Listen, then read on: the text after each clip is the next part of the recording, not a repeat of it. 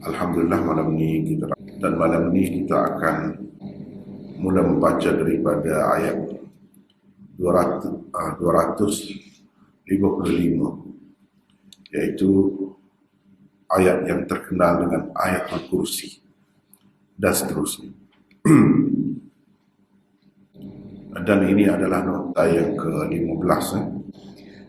أعوذ بالله من الشيطان الرجيم الله لا إله إلا هو الحي القيوم لا تأخذه سنة ولا نوم له ما في السماوات وما في الأرض من ذا الذي يشفع عنده إلا بإذنه يعلم ما بين أيديهم وما خلفهم ولا يحيطون بشيء من علمه إلا بما شاء وسع كرسيه السماوات والأرض ولا يؤوده حفظهما وهو العلي العظيم. Allah, tiada Tuhan yang berhak disembah melainkan Dia, yang tetap hidup, yang kekal selama-lamanya mentadbirkan sekalian makhluknya, yang tidak mengantuk usahakan tidur. Kepunyaannya jua apa yang ada di langit dan apa yang ada di bumi.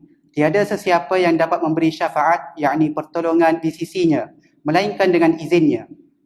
Dia mengetahui apa yang ada di hadapan mereka dan apa yang ada di belakang mereka. Sedang mereka tidak mengetahui sesuatu pun dari kandungan ilmu Allah, melainkan apa yang Allah kehendaki memberitahu kepadanya. Kursi Allah meliputi langit dan bumi, dan tiadalah menjadi keberatan kepada Allah menjaga serta memelihara keduanya. Dan Dialah yang maha tinggi lagi maha agung. Ayat 255. Baca.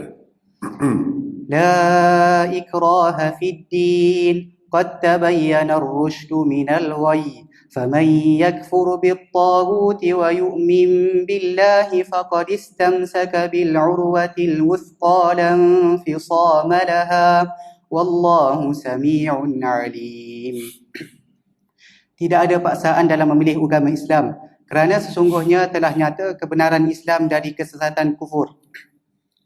Oleh itu, sesiapa yang tidak percayakan taghut dan ia pula beriman kepada Allah, maka bererti ia telah berpegang kepada simpulan tali agama yang teguh yang tidak akan putus. Dan ingatlah, Allah Maha mendengar segala ucapan dan perkataanmu, lagi Maha mengetahui semua keadaanmu. Ayat 256. Baik, kita tengok.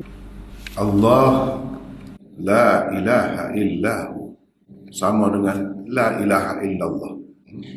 La ilaha illahu huwa tu Allah lah. Sama dengan kita kata la ilaha illallah, la ilaha illallah. Sebab ada dah sebut di awal dia tu Allah. Allah. Tengok terjemahan itu. Tiada Tuhan yang berhak disembah. Tiada Tuhan dimaksudnya tiada Tuhan yang berhak, yang layak disembah, melainkan Dia. Tiada Tuhan yang layak disembah, melainkan Dia. Jadi Dia tu siapa? Balik pula kepada Allah tu. Illahu huwa tu, siapa huwa Dia tu? Allah tu lah yang telah disebut sebelum itu. Jadi ini orang panggil la ilaha illahu tahlil itu. Itulah tahlil. Jadi ucapkan la ilaha illahu, la ilaha illallah. Banyaklah di dalam Quran, sama ada la ilaha illallah ataupun la ilaha illahu. Jadi huwa tu baliknya kepada Allah, bukan kepada yang lain, baliknya kepada Allah. Siapa Allah itu? Ini pengenalan tentang Allah. Pengenalan tentang Allah, yaitu Al-Hayyu, yang tetap hidup, yang sebenar-benarnya hidup, yang mempunyai kehidupan sebenar, sejati, yang hidup sungguh, hidup sengoti. Kalau kita bahasa Kelantan, kita kata hidup sengoti. Al-Qayyum, yang kekal selama-lamanya, yang kekal selama-lamanya. Bukan kekal selama-lamanya ada begitu saja, tidak. Kekal mentadbirkan. Mentadbirkan nak siapa? Sekalian makhluknya. Semua makhluknya tak ada kecuali di bawah tadbirannya. Dialah yang mengatur, dialah yang menentukan, dialah yang segala-galanya. Itu makna Al-Qayyum. Atau yang berdiri dengan sendiri, boleh banyak makna dia tu. Berdiri dengan sendiri. Maknanya adanya itu tidak perlu kepada yang lain. Sebaliknya yang lain memerlukannya. Memerlukannya. Segala yang lain bergantung wujudnya kepadanya. Sedangkan wujud Allah tidak bergantung kepada yang lain. Adanya tidak berpermulaan dan tidak berkesudahan. Itu makna Al-Qayyum. Yang tidak mengantuk, usahakan tidur. Mengantuk pun tidak.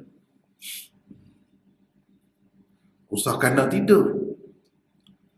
Kepunyaannya juga apa yang ada di langit dan apa yang ada di bumi. Nanti kita akan bincangkan selepas. Tiada sesiapa yang dapat memberi syafaat, yakni pertolongan di sisinya, melainkan dengan izinnya.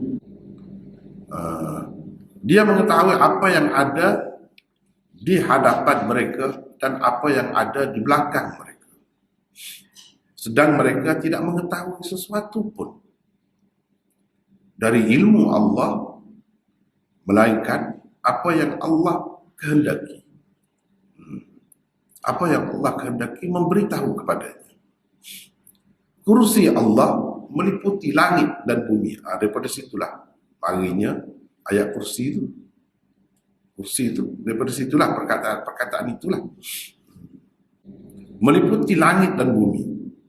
Dan tiadalah menjadi keberatan kepada Allah. Ada jadi susah kepada Allah. Menjaga serta memelihara keduanya. Dan dialah yang maha tinggi, lagi maha agung. Dialah yang maha tinggi, lagi maha agung. Baik, terlebih dahulu kita tengok sekadar yang ada dalam nota-nota yang saya buat di sini. Kita tengok situ. Lepas tu baru kita pergi ke lain. Dan saya rasa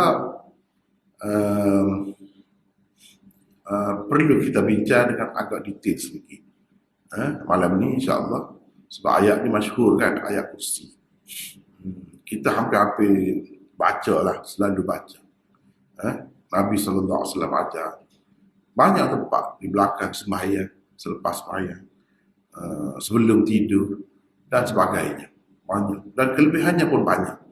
Baik, terlebih dahulu sebelum kita bincangkan tentang ayat kursi ini dengan lebih lanjut, saya nak bawa kita semua, jemaah semua, kepada perbincangan kita pada bulan puasa. Bulan puasa yang lepas dan bulan puasa sebelum-sebelum ini pun, sebelum COVID lagi, kita dah belajar ini. Kita dah belajar ni kan. Ni apa? Ni yang kita sudah belajar. Daurah tafsir.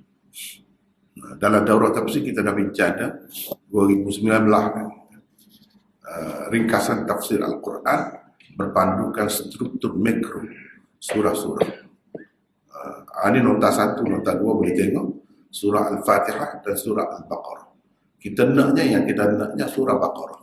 Dan yang berkaitan dengan ayat kursi. Beberapa hadis telah dinukilkan daripada Rasulullah sallallahu alaihi wasallam berhubung dengan kelebihan dan fadilat surah Al-Baqarah, iaitu secara umumnya. Banyaklah, itu kita tidak nak baca semuanya kan. Tak nak baca. Banyak. Surah Al-Baqarah, ayat kursinya ada dalam surah Baqarah lah. Lepas tu di dalam surah ni ada ayat kursi yang ada kelebihan tersendiri. disebutkan secara berasingan, secara khusus. Ini ayat ke-255 di dalam surah Al-Baqarah dipanggil ayatul kursi.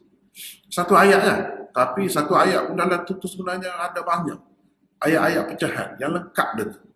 Allah tiada Tuhan melainkan Dia. Itu ayat lengkap dah tu. Tetapi itu disebut beberapa ayat tu ucapan yang boleh memberi makna yang tersendiri dah, tergabung dalam satu ayat.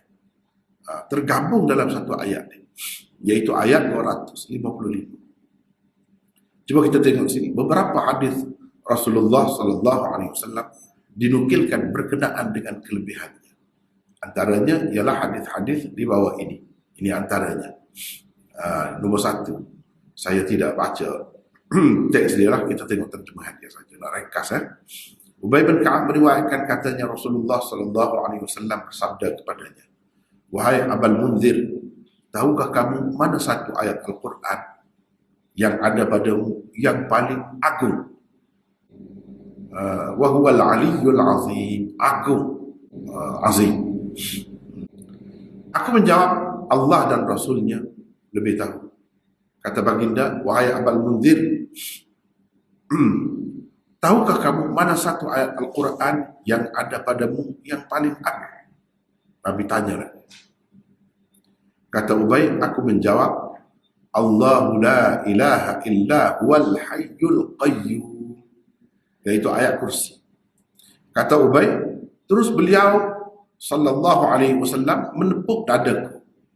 Nabi tepuk dada dia seraya bersabda, tahniahlah atas ilmu, wahai Abul Munzir.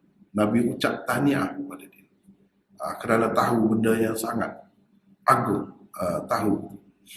Ini hadis riwayat Muslim, Ahmad, Abu Dawud dan An-Nasai. Yang saya kemukakan di sini boleh dikatakan hadis-hadis yang sahih. Paling tidak pun hasan. Yang kedua, daripada Abi Umamah radhiyallahu anhu. Beliau berkata Rasulullah sallallahu alaihi wasallam bersabda, sesiapa membaca ayat Al-Kursi selepas setiap sembahyang fardu, nescaya tidak ada apa-apa lagi yang menghalangnya daripada masuk syurga selain mati. Itu saja halangan. Selain daripada mati, tak ada. Mati, syurga. Baik, yang ketiga, syaitan berupa manusia yang pernah hendak mencuri makanan. Ini berlaku di zaman Nabi SAW. Tiba-tiba ditangkap oleh Abu Hurairah yang berkawal menceritakan tentang kelebihan ayat Al-Kursi. Ceritanya itu kemudiannya disahkan oleh Rasulullah sallallahu alaihi wasallam. Kata syaitan itu, apa syaitan kata? Apabila engkau telah ke tempat tidurmu, bacalah ayat Al-Kursi. Ini ayat kursi maklumlah, hingga ke akhir ayat. Dengan membacanya akan terus ada pengawal daripada Allah yang mengawalmu, dan syaitan sama sekali tidak akan dapat menghampirimu hingga ke pagi. Hingga ke pagi. Ini hadis riwayat Al-Bukhari. Jadi itu berkenaan dengan kelebihannya, kita dah tengok di sini. Kalau kita tambah, apa, kita pergi dulu kepada yang ada nokta di sini, lepas tu kita pergi pula ke lain pula. Allah tiada Tuhan yang berhak disembah melainkan Dia. Di sini saya tidak buat nota sebab kita dah bincang dah sebelum ni. Cuma nak sebut sebagai peringatan, ingat pula, nak ingat balik yang kita telah belajar. Cuma kita perhatikan di sini. Allah la ilaha, bukan la rabba, tapi la ilaha. Bila kata ilah itu mana kita terjemah bahasa Melayu Tuhan. Tapi Tuhan macam mana? Tuhan macam mana? Apa dia Tuhan dengan sifatnya yang macam mana? Iaitu yang berhak disembah. Atau kalau kita tengok dalam setengah-setengah terjemahan itu mana-mana lah. Tidak yang ni saja. Yang mengucap dua kalimah syahadah itu bila diterjemahkan, dia akan letak dalam kurungan. Mana Tuhan, tiada Tuhan yang berhak disembah. Yang berhak disembah. Ada mesti ada. Kenapa orang letak begitu? Tak kira pergilah mana-mana. Dalam bahasa mana-mana. Dalam bahasa dia lah. Tapi dia akan ada dalam kurungan. Kenapa begitu? Sayanya yang sebut ni nak menarik perhatian tuan-tuan dan puan-puan sekalian, ahli jemaah sekalian, kepada orang-orang sekarang ni duduk sibuk kan. Duduk sibuk pertikaikan tauhid uluhiyah, rububiyah, asma wa sifat. Sibuk lah. Tak pandai-pandai. Sehingga sibuk tu siapa naik ke peringkat tuduh orang. Kalau berpahaman begitu, Wahabi dia kata. Wahabi ni kepada setengah-setengah masyarakat kita tu dia anggap tak betul lah. Sesat lah. Saya nak cerita ni. Kalau kata sesat, pahaman begitu, sesatlah ajaran Quran. Tak kira siapa. Tidak Wahabi, tak kira siapa pun. Tidak kebila terjemah ayat ni. Cuba tengok. Terjemah yang mana-mana. Dia akan buat dalam kurungan. Di situ, yang berhak disebut. Yang layak disebut.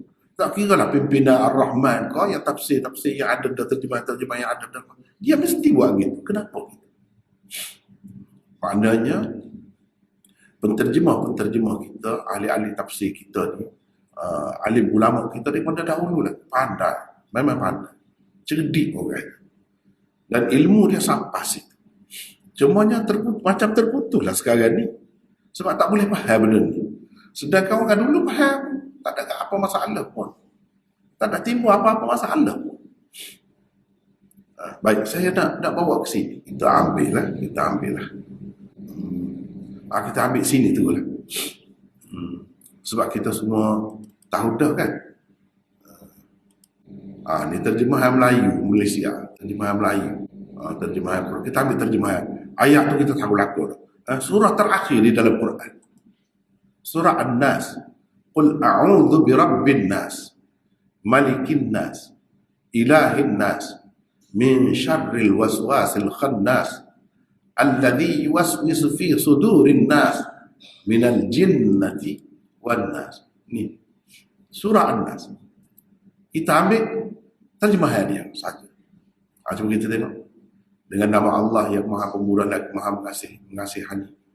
Katakanlah, wahai Muhammad, aku berlindung kepada Allah, pemelihara sekalian manusia, yang menguasai sekalian manusia, Tuhan yang berhak disembah oleh sekalian manusia. Kalau kita ambil Quran lah, Qul a'udzu birabbin nas. Itu terjemahan dah kita dah tengok dah tadi. Rabb itu, Rabbin nas, Rabbin nas. Kalau kita terjemah, aku berlindung dengan Tuhan atau kepada Tuhan manusia. Malikin nas, raja manusia. Ilahin nas, Tuhan manusia. Tuhan pula. Tadi Rabbin nas, Tuhan juga. Apa beza? Kenapa Tuhan guna dua perkataan? Kalau Rabbin nas, mata-mata nak ayat Tuhan bagi manusia, satu saja cukup dah. Cukup dah, satu saja cukup dah. Ikutlah, nak pilih yang mana. Rabbin nas, Tuhan manusia juga. Rabb itu Rabbil Alamin, Tuhan sekalian alam. Tidak gitu kena kata. Ilahin nas pun Tuhan manusia. Ikutlah, pilih mana satu kita kata. Tapi kenapa dia sebut dua? Kenapa dia sebut dua? Sebab nak isyarat kepada sifat Tuhan yang berbeza. Satu rububiyah. Rububiyah mari daripada Rabbin nas ni lah. Tak ada panggil lah. Ajaran Quran tu bukan ajaran Wahabi weh. Boleh ingat sikit. Jadi musuh tu sampai begitu sekali, kebencian tu sampai begitu sekali, jadi lupa kepada firman Allah sendiri. Rabbin nas. Rabb itu Tuhan. Rabb itu dia ada sifat dia. Apa sifat dia? Rabb. Kan rububiyah. Inilah yang kita tengok. Aku berlindung kepada Allah, pemelihara sekalian manusia. Rabb itu. Tapi setengah-setengah orang kata Tuhan lah. Tapi Tuhan yang memelihara lah dengan sifat. Itulah orang panggil rububiyah. Rububiyah tu itulah sifat Tuhan. Macam mana cara dia pelihara kita? Dia bagi kita ada nyawa. Boleh menapah molek. Macam mana dia memelihara kita? Dia bagi makanan kepada kita. Macam mana dia memelihara kita? Dia bagi udara kepada kita. Kalau tak ada udara, tak boleh. Tak hidup kita. Itulah cara dia. Itulah orang panggil rububiyah. Tak kira siapa pun. Orang semua aliran mana dia terima tu. Kena terima tu. Tak terima tu bermakna tak terima Quran. Ikutlah tak mahu terima. Lepas tu kalau tidak mahu terima istilah rububiyah, nak terima istilah apa? Mana yang lebih sesuai dengan perkataan Rabb? Mana yang lebih sesuai? Mulukiyah itu perkataan lain. Apa kita nak kata apa? Tapi sifat Tuhan dia kena terima. Inilah akibatnya. Salah satu sebab jadi mengajar tu sifat 20 kan. Tak ada sebut benda gini. Tak ada sebut. Terlalu terlanjur duduk mengaji sifat 20 sampai tak mengaji Quran, sampai tak mengaji hak lain. Tak ada apa. Sehingga bila orang sebut tu kita tolak. Kita kata macam-macam. Tak apalah kata ke dia tu, tak apalah. Kita tak percaya ke Tuhan tu begitu. Tuhan tu bersifat dengan sifat tu, tak percaya ke? Kalau percaya, sifat Tuhan tu namanya apa? Sebab kita nak ngaji kudrat, hayat, sama, basar, itu je. Bakar, itu. Pada seseorang selain daripada itu tak tahu. Ini bahayanya. Nak mengaji tu tak jadi masalah, tak apa. Tapi jangan sampai menafikan Quran tu sendiri akhirnya sampai ke situ. Ini rububiyah dah. Bukannya benda lain. Kalau kita tak maulah terima istilah rububiyah. Istilah apa? Cuba letak. Takkan ada. Takkan ada. Sifat tu, sifat Rabb tu. Kalau rububiyah sesuai tu, Rabb ada dalam rububiyah.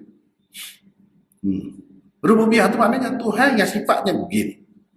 Memelihara sekalian manusia. Memelihara manusia. Itu sifat. Itu rububiyah namanya. Kalau tidak cuba tanyalah diri sendiri. Tak payahlah duduk cakap banyak, duduk menuduh orang, tak payah. Cuba, kenapa dia sebut 2 kali? Rabb mana Tuhan juga? Ilah mana Tuhan juga? Kenapa tak sebut sekali? Pada sebut sekali jadi bulan tu. Sebab itu kita kena belajar macam betul. Sebab bahasa Melayu tu dia terhad. Bahasa Melayu tu dia tidak seluas bahasa Arab. Tuhan, sini pun terjemah Tuhan. Situ pun Tuhan juga. Ini kita ambil terjemahan. Baik. Kita nak tengok lagi. Itu terjemahan Malaysia. Ini terjemahan Indonesia. Katakanlah aku berlindung kepada Tuhan. Tuhan. Tubiklah Tuhan. Tapi dalam kurungan itu, yang memelihara dan menguasai manusia. Sama juga dengan yang tadi. Yang menjaga, yang melindungi, yang memelihara manusia, sama. Cuma tadi dia tak terjemah, tak ubah Tuhan. Tapi yang ada sifat itu siapa? Tuhan lah. Tuhan juga. Di sini dia buat nombor 3 tu, ilahin nas, sembahan manusia. Yang disembah. Tuhan dengan sifat yang layak disembah. Tak ada yang lain kecuali Allah. Ni cuba kita tengok macam ni. Ni terjemahan Malaysia. Tuhan yang berhak disembah. Tadi sembahan manusia. Tuhan yang berhak disembah oleh sekalian manusia. Ni bagi saya lah lebih kemah ni. Daripada kalau kita kata sembahan manusia. Sembahan manusia macam-macam orang sembah. Bukan sembah kan? Sembahan. Tapi sembahan itu layak ke sebenarnya? Berhak ke disembah? Tidak. Sebab itu la ilaha, tiada Tuhan yang layak disembah. Bukan nak menafikan tiada Tuhan yang memelihara. Dah. Itu ada pada Al-Qayyum dah tu. Yang memelihara mentadbir itu ada pada Al-Qayyum selepas itu. Allah la ilaha. Kenapa dia guna la ilaha? Tidak guna la rabba. Padahal rabba itu Tuhan juga. Dan isyarat kepada dua sifat Tuhan. Rabb isyarat kepada rububiyah.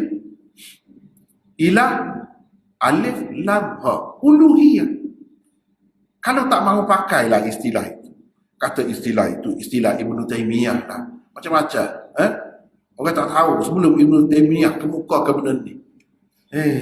Lemah saya. Macam orang-orang yang bercakap itu dia tak baca Quran. Permusuhan membuatkan jadi buta. Kebencian kepada sesuatu golongan sama-sama Islam tu. Benci sampai begitu sekali. Sampai menafikan benda yang ada dalam Quran.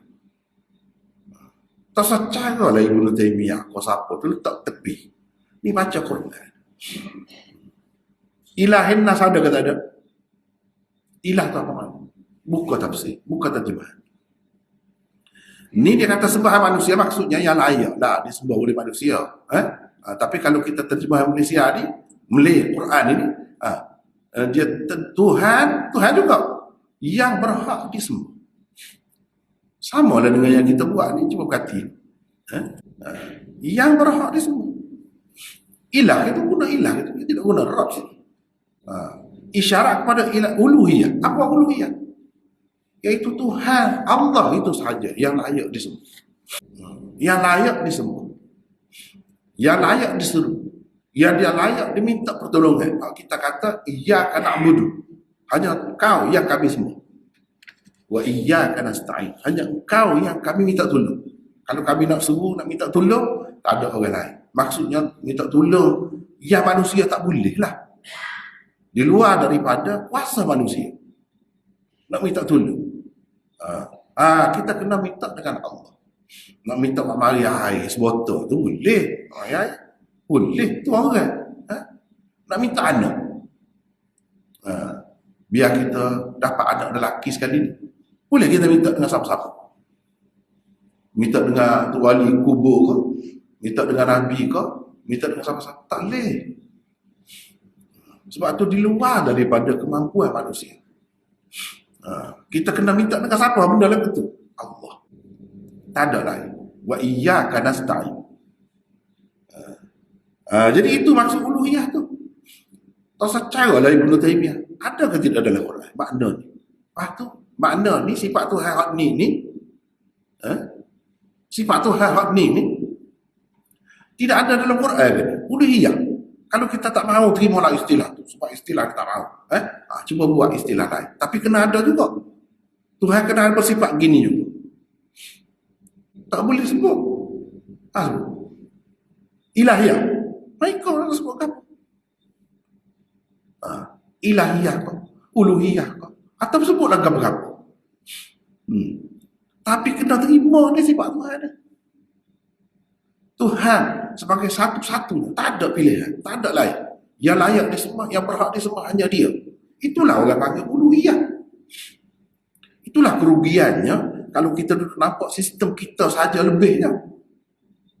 Orang tak pakar belakang. Orang kita tuduh macam-macam. Padahal orang tu pun belajar Quran juga. Ternyata di situ, kelihatan di situ, kita ni yang kurang. Sebab apa kita pegang sifat 20 sangat kan? Tak ada tu dalam sifat uluhiyah. Tak ada tu dalam 20 tu sifat rububiyah. Sudah. Lepas tu? Lepas tu? Tak saya terima kasih sifat Tuhan. Sebab tu orang kata, jangan gaduh nak kata kat orang. Jangan gaduh. Orang lipat balik baru tahu kita. Uluhiyah tu apa? Tak saya terima. Itu Ibnu Taimiyah buat. Dia mau buat lah. Nama apa sifat? Kita dapat uluhiyah comel dah. Sebab sifat tu. Uluhiyah. Daripada alif lam ha ada. Rububiyah ada. Rabb ada. Memang ada situ. Pada mau nak beri nama lain dia mau. Tak ada. Tak sini tahu orang tak tahu lah jadi. Tuhan ni yang memelihara alam semesta. Tuhan ni yang layak disembah. Kita duduk mengucap 2 kalimah syahadah tu la ilaha illallah. Apa tidak? La rabba illallah. Apa? La ilaha. Semua terima, dia tak boleh kira, semua terima. Tiada yang Tuhan yang layak ataupun yang berhak di semua melainkan dia. Mana uluhiyah Tuhan lah tu. Malikin Nas. Kita nak tengok ni. Malikin Nas. Ni Rabb ni rububiyah. Rabb ni rububiyah.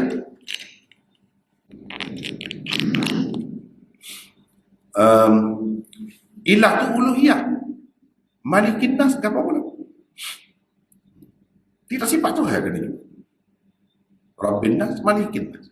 Itu Tuhan sebut tu sifat dia tu. Bukan 20 saja sifat dia. Ni Malikin Nas. Lepas tu sifat dia apa? Kalau Rabb rububiyah, ilah uluhiyah, Malik apa dia? Tak sesuai. Malik tu termasuk di bawah mana? Kalau orang belajar cara tauhid tiga selesai masalah mudah. Itulah orang panggil tauhid asma wa sifat. Ini nama Tuhan, nama sifat dia. Nama dia. Sifat dia apa? Mulukiyah atau malikiyah. Sifat kerajaan dia tu. Perihal raja dia tu. Raja. Ni Raja Kelantan. Ni Agung Raja Malaysia. Raja orang apa? Dah. Raja manusia. Dah. Ambillah raja mana? Raja siam. Dah. Raja orang? Tidak. Ni raja manusia. Tak kira manusia bila-bila masa. Di mana-mana. Bukan raja negeri. Negeri itu sementara pinjaman itu adalah orang sebut orang lantik sebagai raja, sultan dan sebagainya. Tapi raja yang sebenar. Yang menguasai, yang memiliki segala-galanya. Siap. Yang memiliki segala-galanya. Raja biasa ni. Nak pergi jambat dia tak boleh kuasa dah. Dia tak boleh kontrol dah. Tak segi. Dan siapa masa nak pergi jambat, kena pergi jambat, tak kira siapa.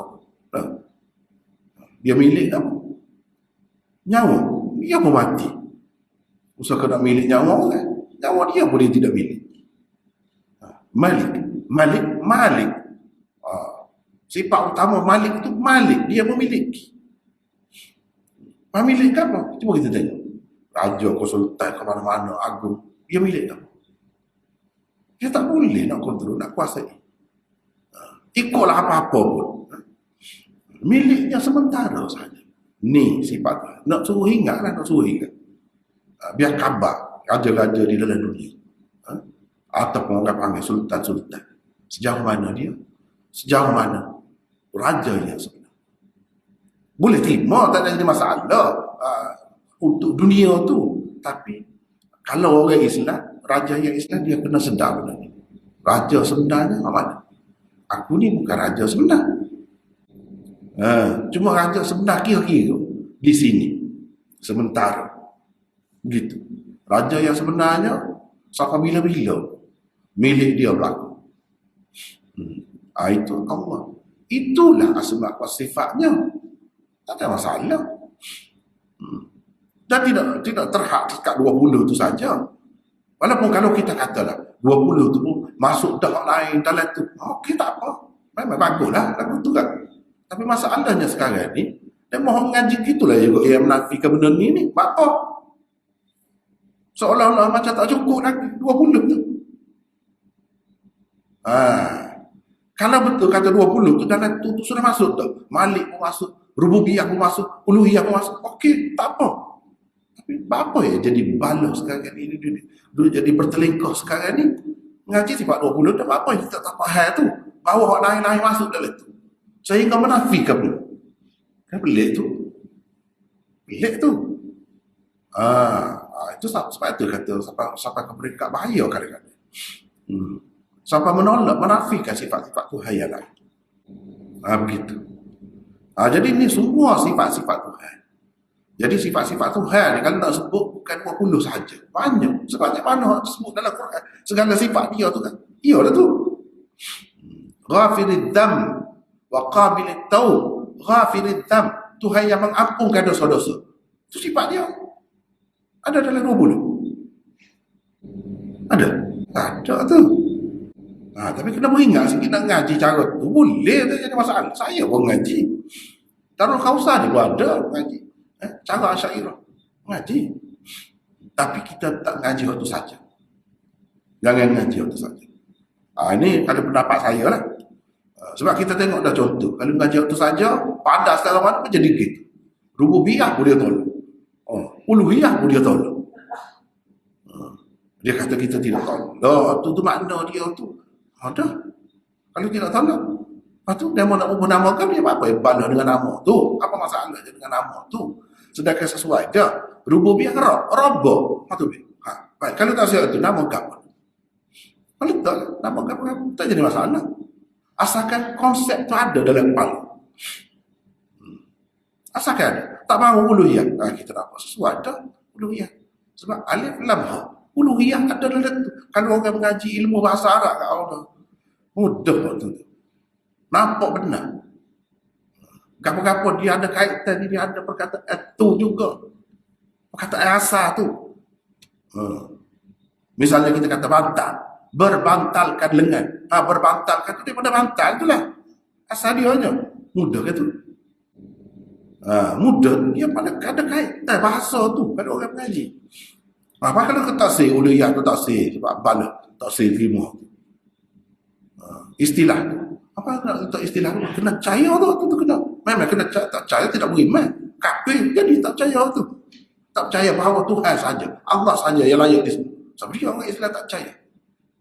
Walaupun dia tak terima istilah uluhiyah, dia kena percaya hak tu. Apa sifat Tuhan hak tu yang layak disembah? Dia saja yang layak disembah. Gapo nama dia? Orang lain telah membuat nama uluhiyah. Kita tak setuju, kita tak boleh bagi cadangan. Aku mana? Kita kata memang sifat tu ada. Tapi kita tak setuju istilah. Ada pun istilah mana? Cuba buat. Kau sesuai. Tak buat. Lepas tu menyalahkan orang. Letih lagu ni, main lagu ni. Sebab itu kata, sini cuba tengok. Terjemahan mana-mana, tengok dah terjemahan mana-mana. Bukalah terjemahan mana-mana. Muka kita orang Melayu, terjemahan Melayu lah dekat sikit kan. Melayu ni, Malaysia ni, Indonesia. Lebih kurang. Baik, sebab itulah kita terjemah, Allah tiada Tuhan. Yang berhak disembah, yang layak disembah. Hak lain-lain, Allah ke macam-macam nama kan. Tuhan-Tuhan dalam dunia ni, kalau orang buat Tuhan kan, itu tidak layak, tidak berhak disembah sebenarnya. Walaupun disembah, memang disembah. Sebab tu terjemahan Indonesia saja saya rasa sembahan manusia. Sembahan manusia ni macam-macam sembahan manusia. Sembahan manusia mana yang disembah oleh manusia, macam-macam ada. Tetapi yang layak, yang sebenar-benarnya, patut, sesuai, layak, berhak disembah, tak ada yang lain. Kecuali dia tu siapa? Allah tu lah. Jadi sifat yang lain tu apa namanya? Apa lah? Sebab itulah orang salah dahulu, sahabat dulu, dia tak ngaji sifat 20 ni. Dia tak kenal Tuhan kok. Lebih kenal pada kita. Sebab apa? Dia faham ni. Ni ilah ni, sifat uluhiyah Tuhan. Rabb itu sifat rububiyah Tuhan. Rububiyah maksudnya gini-gini. Dia baca Quran ajar dah tentang akidah.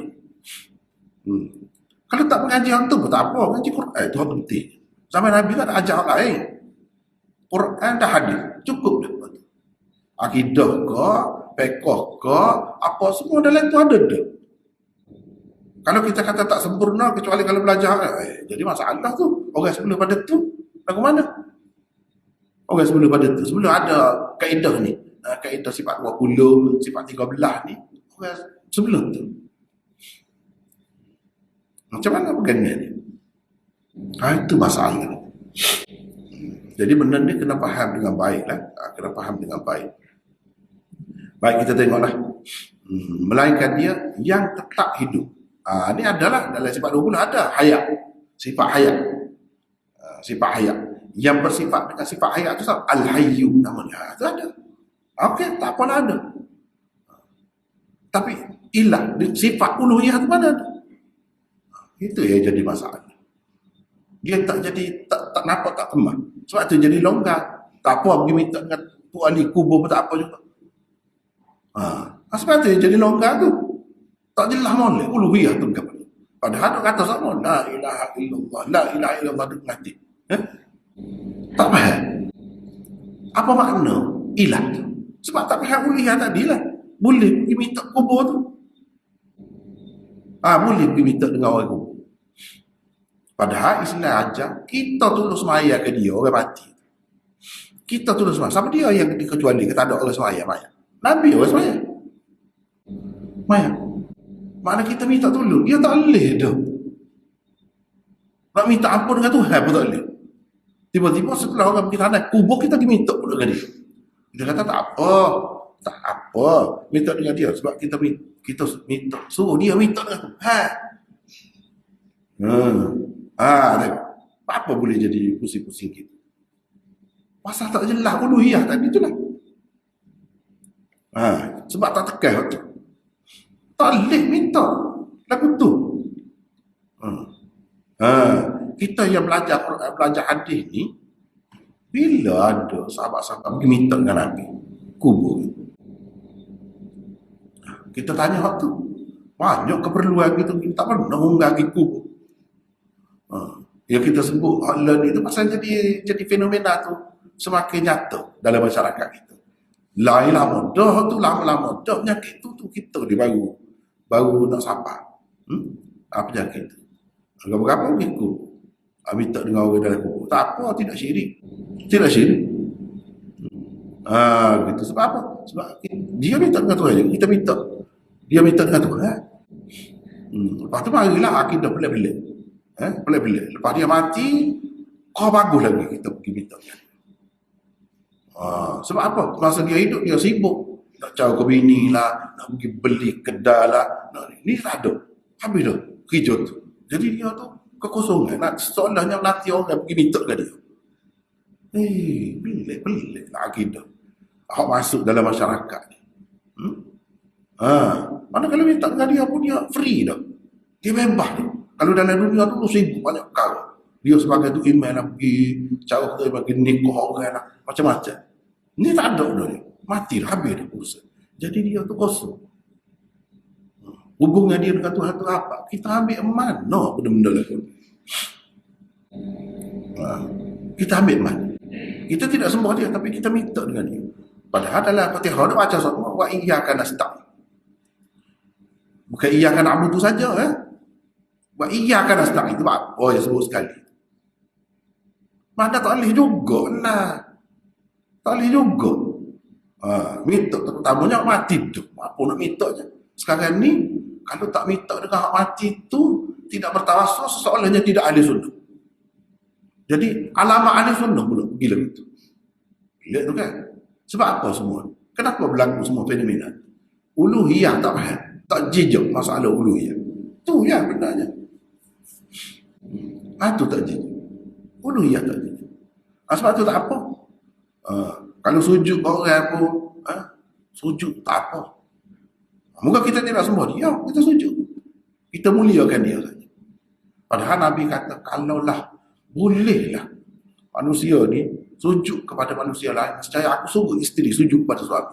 Tak boleh. Allah tak boleh. Kalau bolehlah aku suruh. Tak boleh. Nak bayar. Sebab itu ulama kata paling kalau tidak haram. Tak boleh. Nak hormat kau orang siapa bongkok, siapa rokok pun tak boleh. Kenapa gitu? Nak jaga akidah tu lah. Nak jaga akidah tu. Kalau boleh juga, apa bezanya Tuhan dengan orang lain? Orang lain pun boleh sujud juga. Apa beza?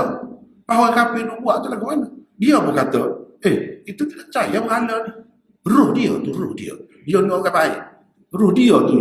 Pasal dia orang rapat dengan Tuhan, kita tak melalui dia. Bukan kita sembah dia. Dia kata kita bukan kafir. Apa bezanya kita dengan minta dengan kubur tadi? Kan lagu tu.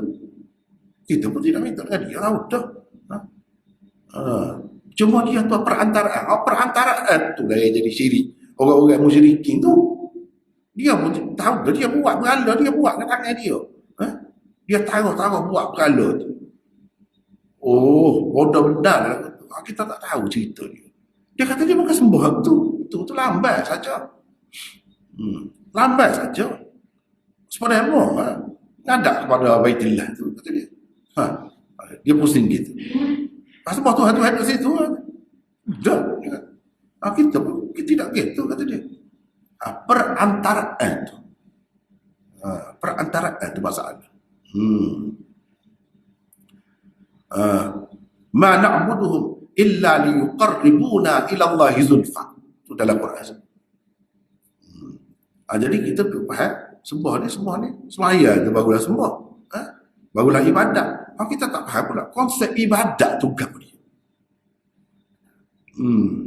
Tak apalah panjang cerita ni. Baik. Kita tengok masuk sini lah. 445. Dan kekal bak selama-lamanya. Tiada penghujung bagi hidupnya. Maknanya hidup yang sebenar. Hidup yang sebenar. Al-Hayyu yang sebenar-benarnya. Hidup semati. Firmannya di dalam surah Ar-Rahman lebih menjelaskan lagi sifat hidupnya itu. Sifat hidupnya itu. Baca situ Aiman. وَيَبْقَى وَجْهُ رَبِّكَ ذُو الْجَلَالِ وَالْإِكْرَامِ. Bermaksud, dan tetap kekal zat Tuhanmu yang mempunyai kebesaran dan kemuliaan. Surah Ar-Rahman ayat 27. Ini makna kekal Tuhan. Hidup dia tu kekal. Adapun hidup yang lain ni ada permulaan, ada kesudahan. Ada kesudahan. Dia kena berubah-ubah, mati dulu. Lepas tu hidup dalam syurga, tak ada kesudahan. Tapi nak boleh ke syurga tu berapa kali hidup mati. Maknanya tidak hidup sebenar. Hidup pinjaman sahaja.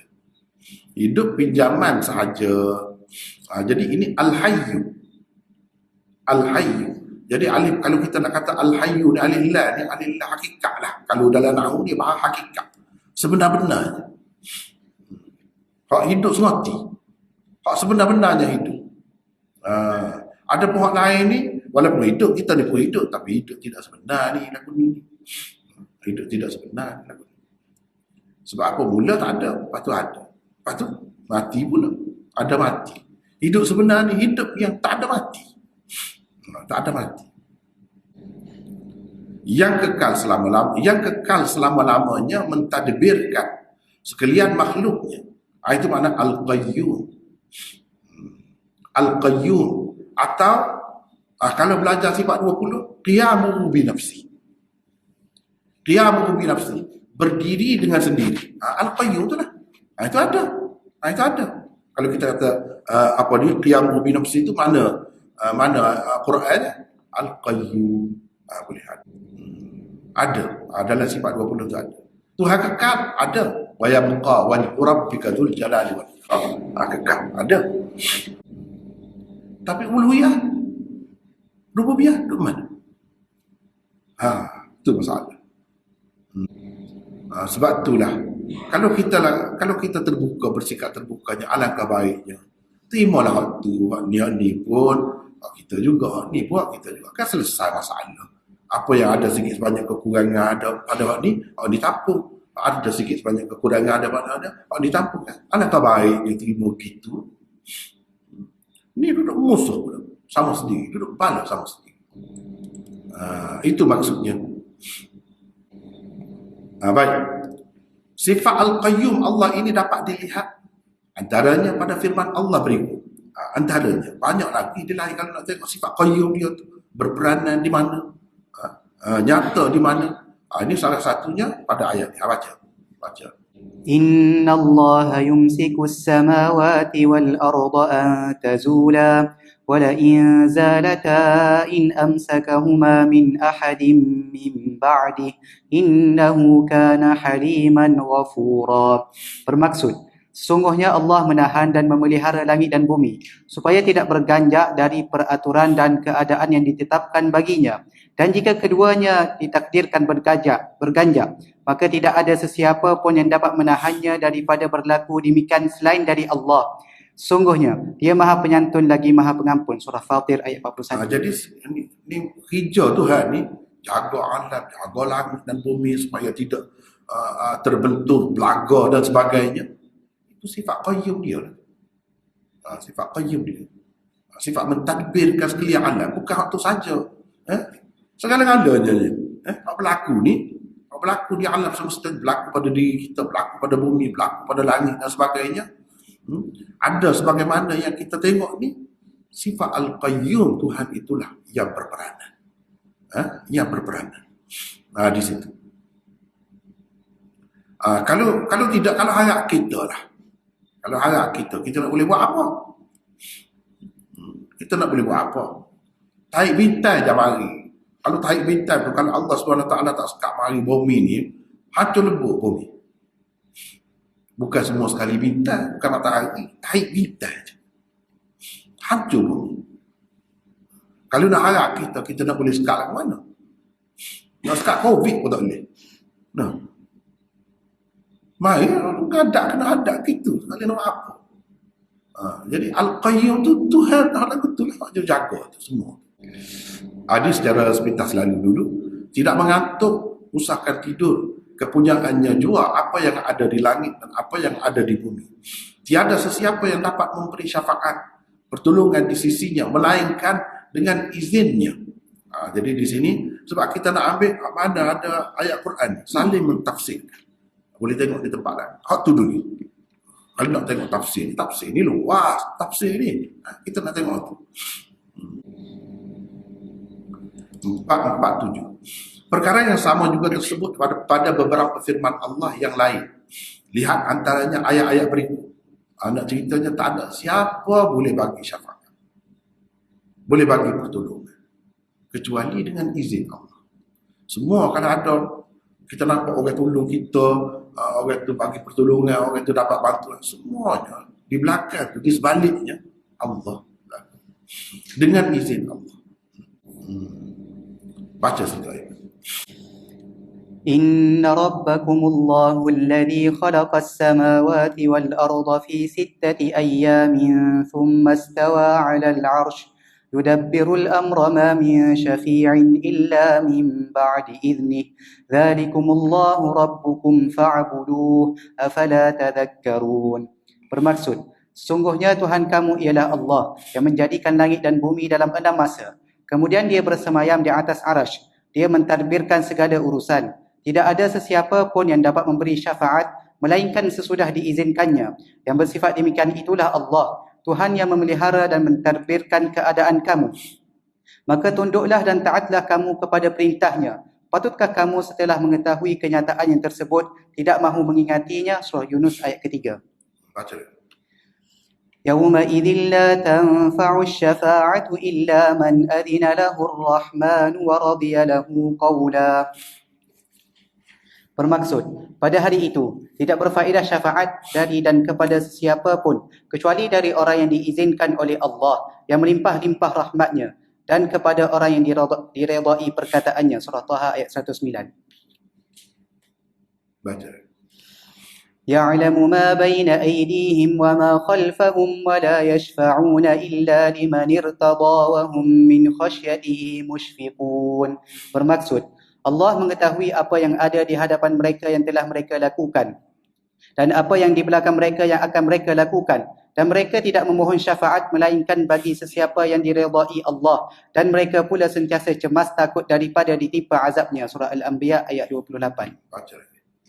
ولا تنفع الشفاعة عنده إلا لمن أذن له حتى إذا فزع عن قلوبهم قالوا ماذا قال ربكم قالوا الحق وهو العلي الكبير. Bermaksud, dan tidak berfaedah syafaat di sisi Allah kecuali bagi orang yang telah diizinkan Allah. Maka orang-orang yang hendak memohon syafaat terpaksa menunggu izin itu dengan penuh perasaan takut dan bimbang, sehingga apabila dihapuskan Allah perasaan takut dari hati mereka dengan pemberian izin itu, bersukarialah mereka dengan bertanya-tanyaan sesama sendiri, apakah yang telah dititahkan oleh Tuhan kamu? Sebahagian di antara mereka menjawab, Tuhan telah menitahkan kebenaran dan dialah Dua yang Maha Tinggi lagi Maha Besar. Surah Sabah ayat 23. Baca. يوم يقوم الروح والملائكة صفا لا يتكلمون إلا من أذن له الرحمن وقال صوابا.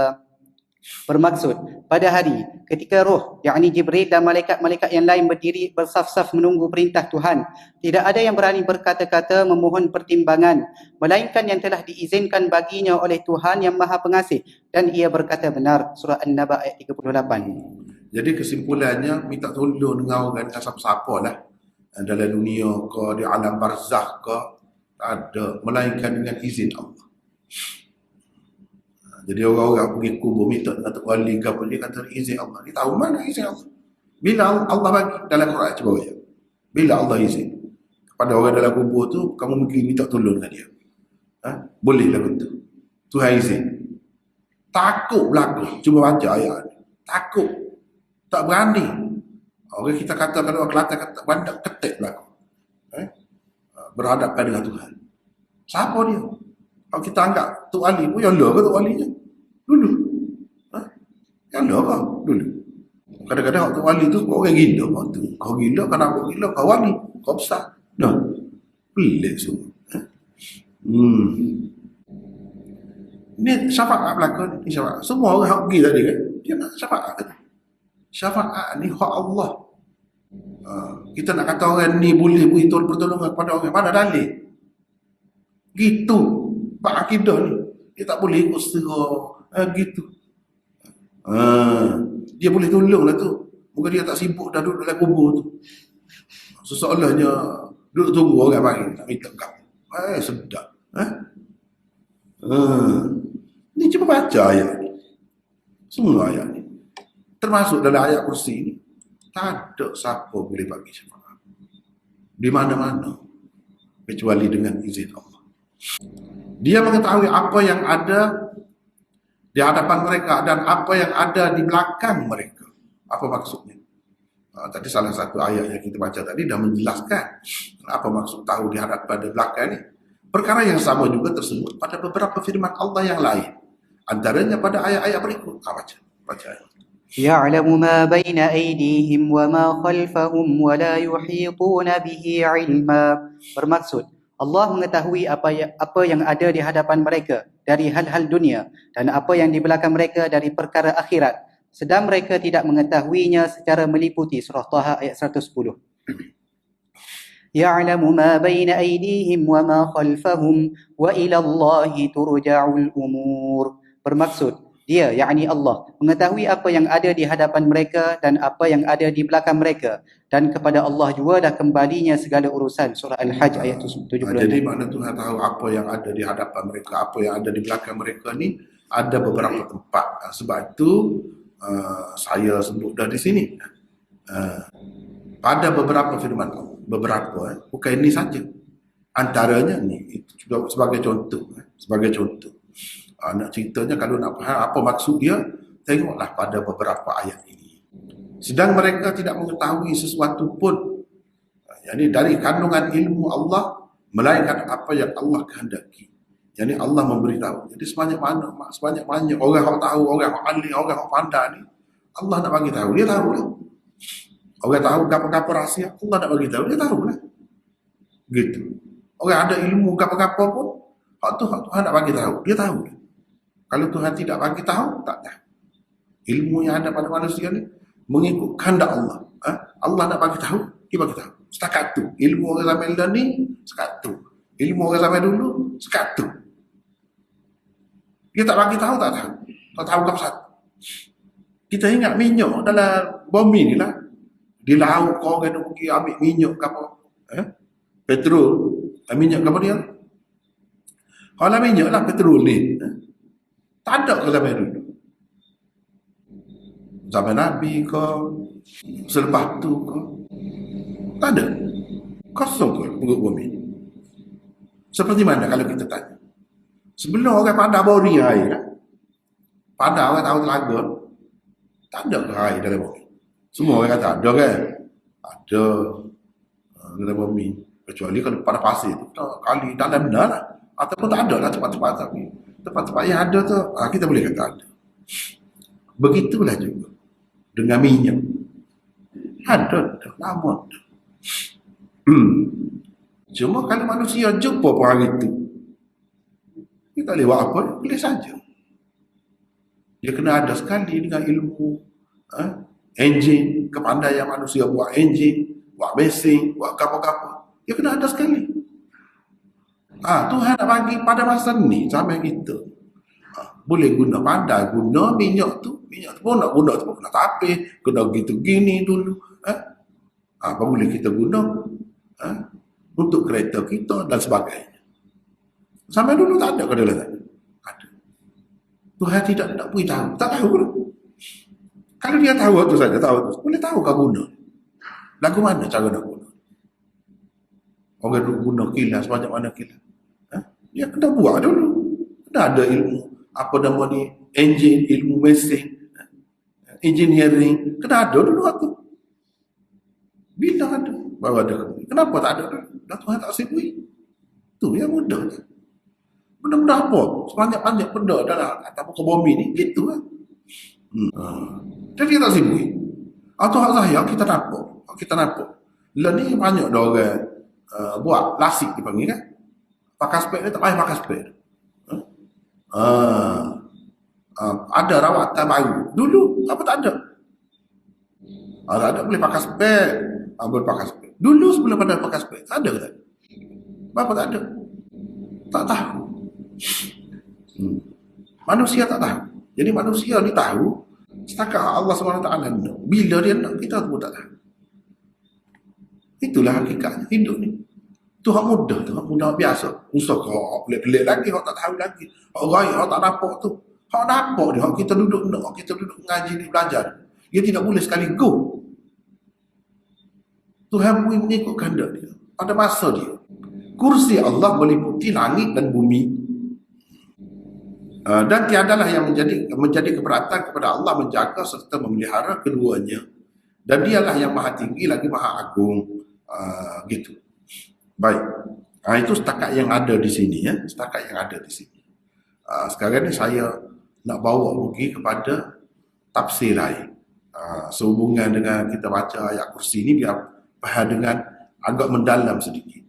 Sekadar tafsir dengan Quran itu lebih kurang tak adilah. Setakat tu ya.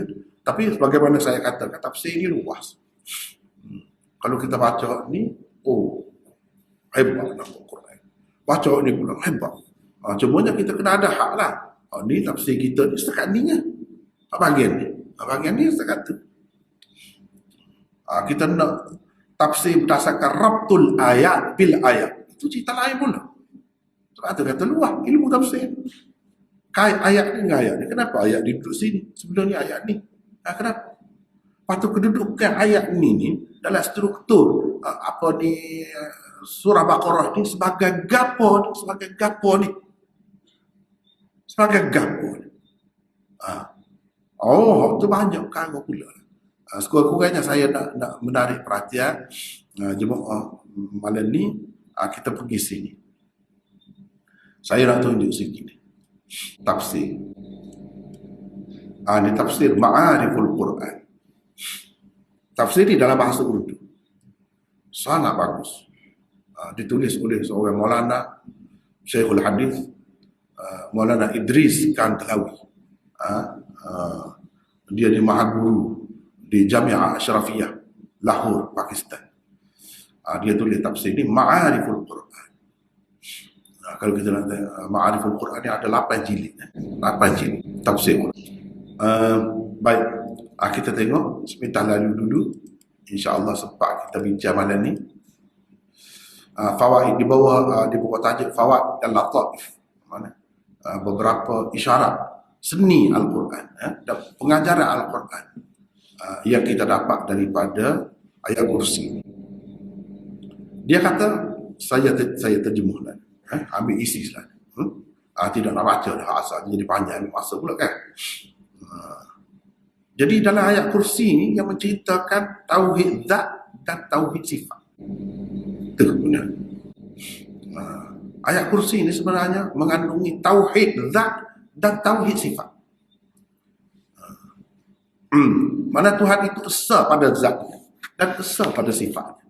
Esa pada zat dan esa pada sifatnya.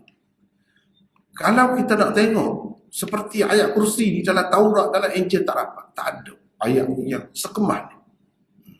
yang menunjukkan kesempurnaan zat Allah dan kesempurnaan sifat-sifatnya. Yang mana sebut dalam ini, terangkum dalam ini dah segala-galanya. Baik. Melalui firman Allah, Allahu la ilaha illahu, itu tauhid zat. Tauhid zat namanya. Allah, itu nama Tuhan. Zat tu nama dia apa? Allah. Zat tu apa kedudukannya? Tiada Tuhan melainkan dia. Yang layak ni semua tak ada orang lain. Dia sahaja. Siapa nama dia? Dia tu siapa? Huwa tu siapa? Allah. Kita kena ada tu zat dia. Zat dia tu, diri dia tu. Lepas tu sebut sifat. Al-Hayyu itu sifat. Salah satu sifat Allah. Salah satu sifat dia. Huwa tadi. La ilaha illa. Dalam banyak-banyak sifat sempurna yang ada pada sesuatu yang wujud ni, yang ada ni, baru sempurna apabila ada sifat hidup. Kalau tak ada sifat hidup tu tak ada. Tak ada sempurna. Tak ada comel, tak ada lebih. Kalau kita tengok kita lah kita. Kita ni, kalau tak ada nyawa, cuba tengok orang mati. Ada ke apa? Dia boleh tengok. Dia boleh jalan. Dia boleh buat apa? Tak boleh buat apa. Itu hidup. Tubuh ada.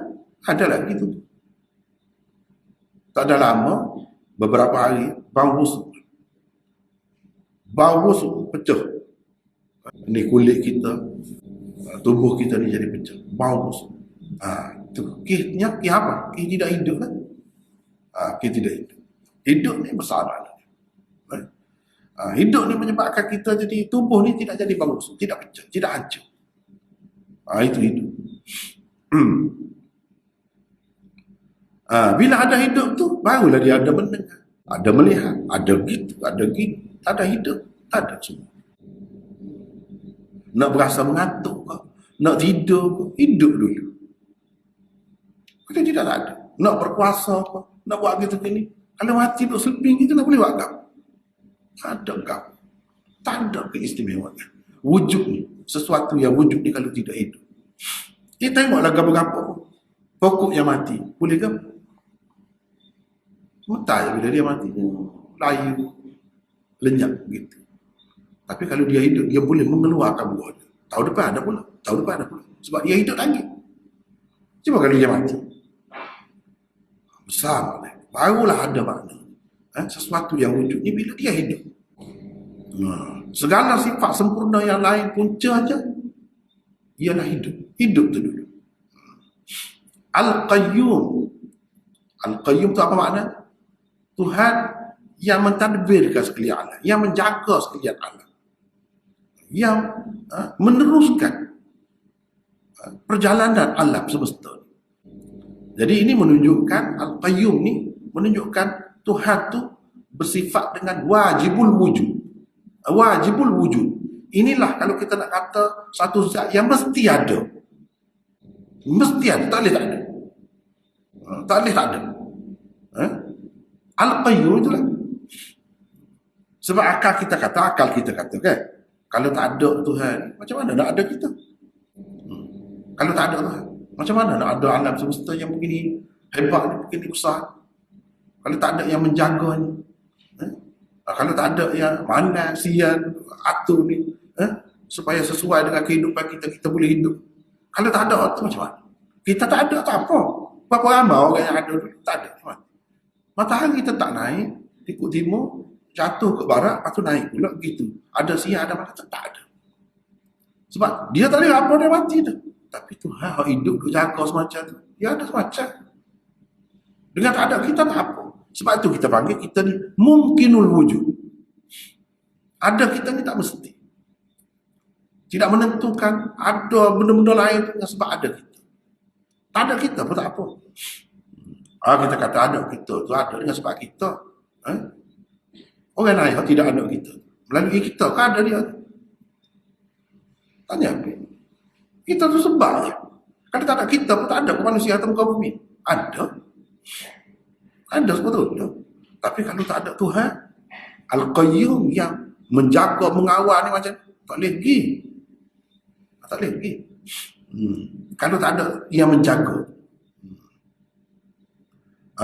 Yang menjaga kita bawa kereta. Kita nak jaga, nak kawal. Kawal. Tak sewi belanggar. Tak sewi bertepuk. Belanggar. Kona. Kita ada menjaga tu. Sebab bahaya kan kalau tak ada penjaga. Ikutlah dengan cara sampai moden ni. Kita kata tak ada driver. Tak ada driver. Mesti kena kawal juga. Dia ada stesen dia tu. Ada pusat kawalan dia tu. Kena kawal juga. Yang mengawal tu lah. Tuhan ni mengawal. Kalau tidak, cuba kita bayangkan kalau tak kereta, kau kereta api, kau tak ada yang mengawal. Jadi macam mana? Jadi macam mana? Melanggar. Berselek kau. Tengok jalan. Itu baru jalan saja. Enggak alam semesta ni bukan jalan saja. Benda-benda lain banyak segala-gala. Nak jalan dengan molek ke mana? Kalau tak ada yang mengawalnya, yang mengaturnya. Baik. Dialah yang memberi kehidupan, yang memberi segala-galanya kepada yang lain. Yang lain itu semuanya mungkin wujudnya, bukan wajib wujudnya. Tak mesti. Akal kita boleh terima, tak ada pun boleh terima. Tidak terhenti, ada dia tu barulah nak ada benda lain. Tidak terhenti begitu. Tapi kalau Tuhan tidak gitu. Allah ni tidak gitu. Jadi selepas dia sebut hidup tu, dia sebut Al-Qayyum. Sebab kalau hidup saja tak buat kerja, tak boleh jadi je. Dia ni bukan hidup saja, buat kerja. Duduk mengawal, duduk mengatur, duduk mentadbir. Lebih bermakna. Sebab itu salah satu apa yang nyata daripada hidup dia tu ialah dia mengawal, dia menjaga. Itu disebut Al-Qayyum di situ. Selepas Al-Hayyu. Daripada sifat inilah nyata segala kesempurnaan sifat dia yang lain. Baik, la ta'khudhuhu sinatun wala naum. Nak ceritanya sifat makhluk ni tidak ada pada Tuhan. Sifat makhluk yang hidup lain, dia ada nak tidur. Dia ada letih. Dia ada penat. Dia ada mengantuk. Tuhan takut tu ke? Ada dia tu. Wujud dia tu. Tidak takut tu.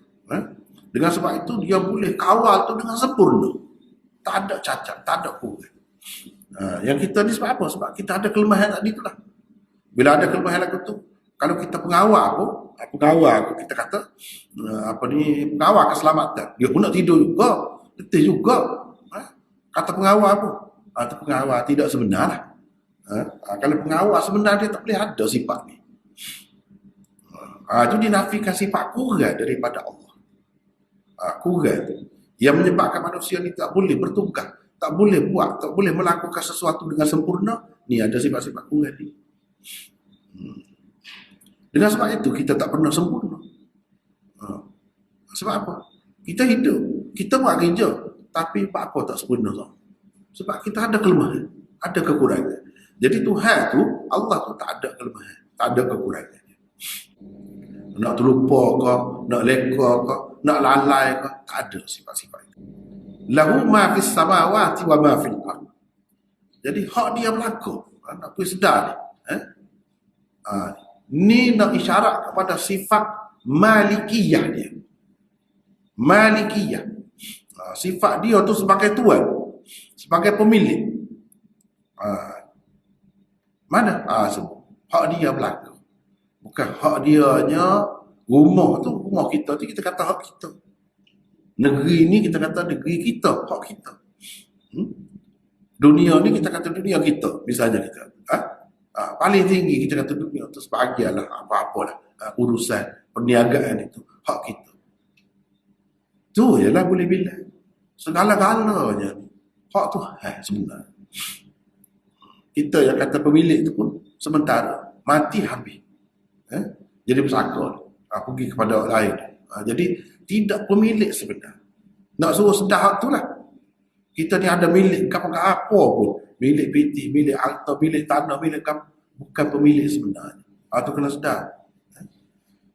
Milik negeri, milik negara, milik. Bukan milik sebenarnya. Sebab itu dia bertukar milik. Ini kita katalah agung. 5 tahun. Lepas tu orang lain pula nak. Dia bertukar. Bukan hak dia. Secara mutlak tidak. Cuma hikmah Allah SWT nya kena ada pentadbiran, kena ada pemerintahan manusia nak menguruskan perjalanan hidup manusia tu. Ada lah waktu tu. Ada tuan, ada peminjam, ada kapal. Itu nak isyarat kepada sifat malikiyah dia. Man dhal ladhi yashfa'u 'indahu illa bi'idnih. Ini nak isyarat kepada hakimiyah dan jalal, sifat jalalnya. Sifat jalal dan sifat hakimiyah. Mana dia yang berkuasa secara mutlak. Orang lain di bawah dalam kerajaan Allah yang besar ni, alam semesta di mana-mana pun tak ada nak boleh buat apa. Kalau dia kata boleh, bolehlah. Kalau dia kata tak boleh, tak boleh. Kalau dia tugas kawan ni buat kerja ni, orang tu boleh buat kerja. Ikutlah malaikat ke jin ke manusia ke apa ke, semuanya tak ada boleh memberi pertolongan kecuali dengan izin Allah. Ya'lamu ma baina aydihim wa ma khalfahum. Ini nak cerita sifat ilmu Allah. Sebab itulah kata ayat kursi ini dalam dia terkandung tauhid zat dan tauhid sifat. Yang mempunyai ilmu lagu ni tahu belaka ni, tak ada orang lain. Tak ada. Kecuali dia saja. Orang lain ni tahu ni terhad. Tahu terhad sikit sangat. Wala yuhituna bi syai'in min 'ilmihi illa bima syaa. Manusia ni kalau tahu sikit sebanyak ilmu dia, hak Tuhan nak. Hak Tuhan nak bagi kepada dia sebanyak itulah ada, dapat. Jadi semuanya adalah kurniaan Allah Subhanahu Wa Taala. Ilmu yang ada pada manusia itu adalah kurniaan Allah Subhanahu Wa Taala. Ilmu tu ilmu yang ada permulaannya. Kena usaha, kena dapat ilmu tu. Kena belajar. Tuhan tak payah. Ilmu dia tu tanpa usaha, tanpa dicari. Ilmu dia tu sama kekal, sama sedia dengan dia. Sama sediakan ilmu. Lagu tu tak ada lebih, tak ada kurang. Tak ada. Sempurna, lengkap. Tidak seperti kita. Mula jahil, lepas tu belajar tu pandailah. Gitu. Lepas tu nak cerita manusia ni kalau pandai setengah mana pun, itu sikit yang bagus. Hak Tuhan bagi kepada dia. Sikit bagus. Nak kata nak meliputi, nak mengetahui segala perkara, tak ada. Itu bukan sifat manusia. Itu kalau lagu tu ilmu dia luas macam tu, meliputi lagu tu, tak ada lain kecuali Allah jua. Wasi'a kursiyyuhus samawati wal ard. Ni nak ceritanya dia tu bukan langit bumi saja milik dia. Kursi dia tu meliputi langit dan bumi. Langit dan bumi ni duduk di bawah kursi. Kursi itu sebenarnya sistem alam yang Tuhan buat. Kalau kita manusia ni, kita tahu sistem bumi, sistem solar, sistem galaksi, nebola dan sebagainya, macam-macam lah istilah yang manusia buat. Itu sebenarnya masih bawah, jauh. Tak tahu mana lagi kursi. Ini dia nak ceritanya sistem alam dia. Salah satunya namanya kursi. Kursi ni semua alam, langit, bumi semua terikat dengan itu. Ada kaitan dengan itu. Dan dia meliputi semua. Jadi langit bumi ni kecil ya, nak banding dengan kursi. Arah ni atas lagi. Arah tu atas lagi. Kursi tu pun duduk dalam dia lagi. Kursi tu pun duduk dalam dia. Terikat dengan dia lagi. Sistem tu. Sebagaimana kita kata bumi ni nak hidup, nak kita terikat dengan matahari. Ada kaitan dengan matahari. Ada kaitan dengan bulan. Tu yang kita nampak kan. Matahari, bulan. Tu. Dia berkait dengan apa dia yang ada di sekeliling kita, cakrawala ni ada kaitan. Tuhan ayat sininya bukan hak tu saja. Lebih lagi atas daripada itu. Alam semesta ciptaan dia ni saling berkait. Ada kaitan antara satu dengan yang lain. Dia tidak terlepas daripada kuasa.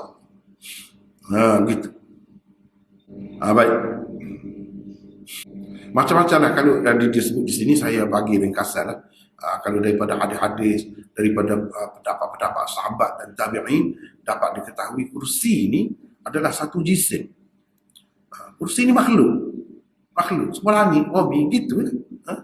Satu makhluk yang mana lebih besar lagi daripada langit bumi, tapi lebih kecil lagi daripada arah. Arah itu sistem yang lebih besar lagi.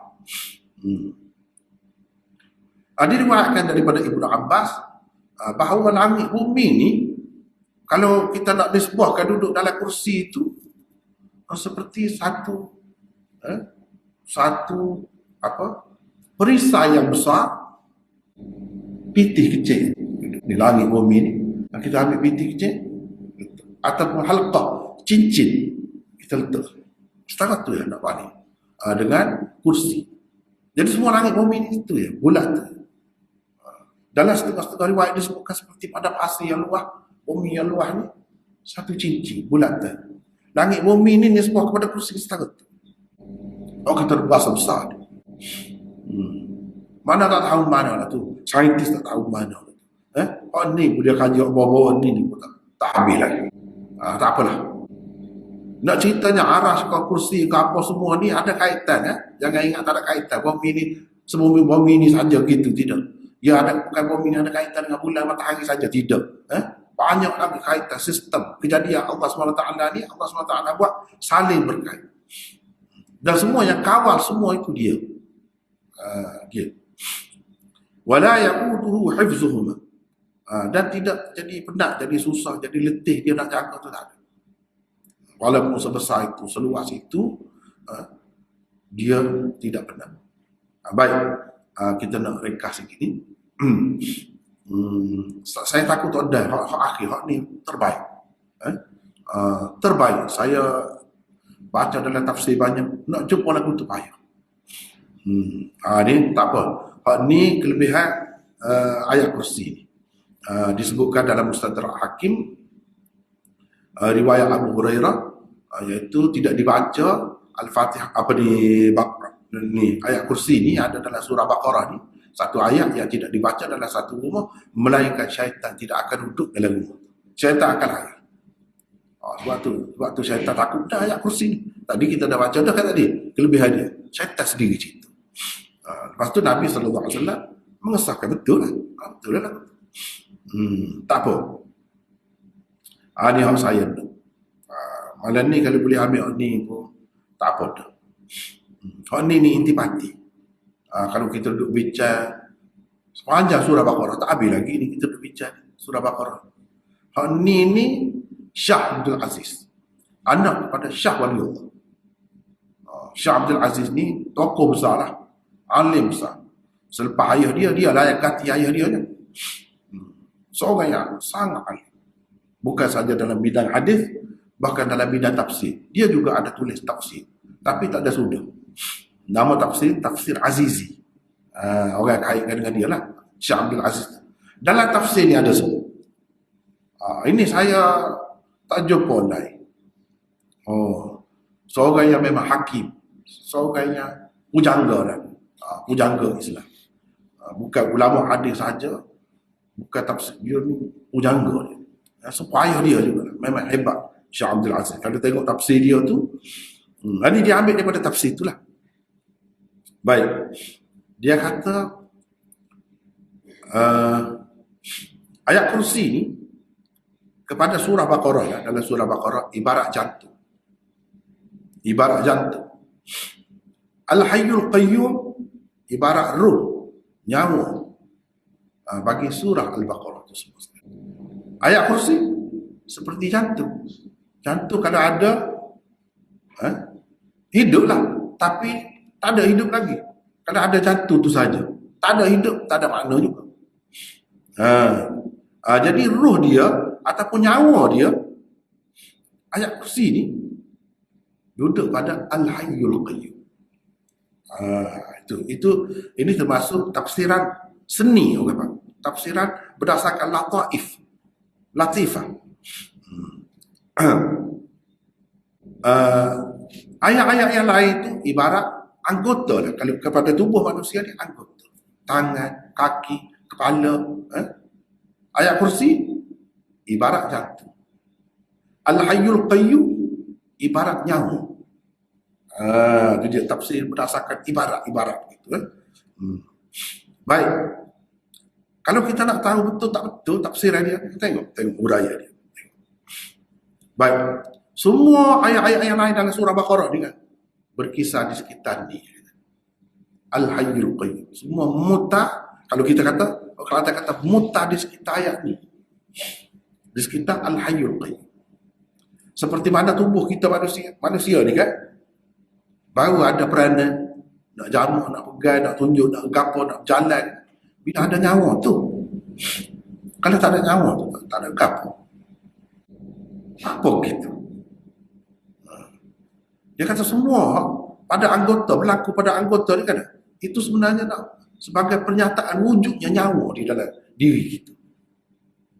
Bila ada hak tu barulah nyata lagi ni. Nyata lah begitu. Begitu juga kata dia surah ni, sepanjang surah ni, dia sebenarnya nak menyatakan Al-Hayyul Qayyum. Semua sekitar, mungkinlah daripada awal surah sampai ke akhir, dia duduk berkeliling, berputar di sekitar Al-Hayyul Qayyum. Semuanya adalah fenomena, semuanya adalah pernyataan daripada Al-Hayyul Qayyum. Dia kata surah Baqarah ni ada 40 rukuk. 40 rukuk. Dalam setengah-setengah Quran itu, seperti Quran yang saya pakai ni dia berdasarkan rukuk-rukuk. Rukuk. Ini dia ini rukuk ni. Setengah-setengah Quran dia tak ada buat tanda-tanda begini. Ni cuba kita tengok. Surah Baqarah. Ni daripada Alif Lam Mim, rukuk pertama cuba kita tengok. Ni rukuk pertama. Dia ada 7 ayat rukuk pertama cuba tengok sini. Semua sekali surah Baqarah ni ada 40 rukuk. Baik, kita tengok. Ni rukuk terakhir. Ini isyarat kepada rukuk. 40. Ini maksudnya 40 rukuk. Ada semua sekali dalam surah Baqarah ni ada 40 rukuk. Baik. Ini ada orang yang menghayati Al-Quran ini. Syekh Abdul Aziz ni seorang tokoh yang menghayati Al-Quran sampai ke peringkat tu. Ni. Semuanya berkisar di sekitar itu. Jadi dalam 40 rukuk ni kan, 40 rukuk ni semua dalam surah Baqarah. Kalau kita perhatikan daripada awal hingga akhir ini, berputar di sekitar Al-Hayyul Qayyum. Mari dia nak buktikan. Dia nak buktikan lagu mana. Al-Hayyul Qayyum, sebagaimana kita dah tahu dah, kehidupan sebenarnya. Yang hidup sebenar-benarnya ialah Allah. Jadi hal lain-lain semua dalam surah ini sesoalannya sebagai huraian, penjelasan, sebagai ulasan kepada Al-Hayyul Qayyum belakang. Ulasan dan huraian kepada Al-Hayyul Qayyum. Dan semuanya nak menjelaskan apa makna sifat hayat itu. Dan apa makna sifat qayyumiyah Allah SWT. Nak menyatakan itu belakang. Di permulaan surah kita tengok. Dia kata, "Dzalikal kitabu la raiba fi." Nak ceritanya bahawa Al-Quran itulah punca kehidupan manusia. Kehidupan alam ruhani manusia duduk pada Al-Quran. Kalau mu nak hidup, mu kena terima Al-Quran. Barulah jiwamu, hatimu akan hidup. Dia berkaitan hidup tu. Dia kena percaya, kena ada akidah. Takwa dan iman itulah yang menyebabkan manusia ni dapat kehidupan yang abadi. Hudal lil muttaqin alladzina yu'minuna bil ghaib. Muttaqin, takwa, iman di situ. Inilah yang menyebabkan manusia dapat hidup yang abadi. Yang bermakna, hidup abadi yang bermakna. Apabila ia berpandukan Al-Quran. Dalam dunia pun selamat, akhirat pun akan hidup abadi. Yang bermakna hidup tu. Bukan hidup yang susah, hidup yang menderita, tidak. Tapi hidup yang senang, bahagia. Duduk mana? Jaminannya pada Quran ini. Dan kufur, nifak itu punca kepada kebinasaan, kematian ruhani manusia. Manusia ni akan mati kalau dia ada sifat kufur dan sifat nifak. Jiwa dia akan mati. Kalau nak hidup, kena lagu mana? Ikut Quran. Kena beriman. Kena bertakwa. Kalau nak mati, lagu mana? Jadi kafir. jadi munafik, matilah kita. Dan kita tak akan hidup di alam akhirat besok. Hidup yang abadi tak ada. Itu tak akan apa. Tak ada makna hidup itu. Kalau hidup pun tak mati pun kena seksa sepanjang masa. Buat apa hidup lagu tu? Tak ada makna hidup lagu tu. Susah. Kalau nak hidup ni. Lepas tu dalam rokok, dalam rokok yang ketiga, dia pergi tu. Kalau kita tengok Quran tadi, Quran yang saya pakai tadi, tengok rokok yang ketiga. Rokok yang ketiga, Allah SWT menceritakan kehidupan manusia secara individu, satu-satu. Setiap orang manusia. Wa kuntum amwatan fa ahyakum. Kamu dulu mati. Tak wujud, tak ada. Tak boleh nak sebut apa. Lepas tu Tuhan menghidupkan. Cuba tengok. Hidup juga disebut. Sebab itu kata semua ayat-ayat yang berkisah di sekitar Al-Hayyul Qayyum. Syah Waliullah. Apa ni? Syah Abdul Aziz. Semuanya berkisah situ. Jadi di sini disebut mati, hidup. Lepas tu Allah SWT menjadikan langit dan bumi dan segala nikmat ini. Dan Allah SWT cerita pula tentang kehidupan dunia. Lepas tu Allah SWT perintahkan supaya beribadat kepada dia. Yang mana dengan ibadat tu manusia akan mendapat kehidupan abadi di akhirat nanti. Kalau dia tak ada hak tu, hidup dia akan putus. Tak ada makna hidup. Selepas pada tu Allah SWT sebut dia menghidupkan Abul Bashar, Adam, Nabi Adam. Dia bagi kehidupan kepada Nabi Adam. Berkait dengan hidup juga. Dan bila hidup dibagikan jawatan khilafah kepada dia. Dan dilebihkan dia daripada malaikat. Itu daripada ayat wa idh qala rabbuka lil malaikati inni ja'ilun fil ardi khalifah. Dan seterusnya cerita tentang Adam itu. Maknanya manusia yang mula-mula hidup di bumi ini. Macam mana dia? Dia tu sebagai siapa? Sebagai khalifah. Lepas pada tu rokok yang kelima. Allah SWT menyebutkan tentang satu keluarga yang cukup bermakna hidupnya. Cukup bermakna hidupnya. Allah SWT telah bagi macam-macam nikmat kepada mereka. Zahir dan batin.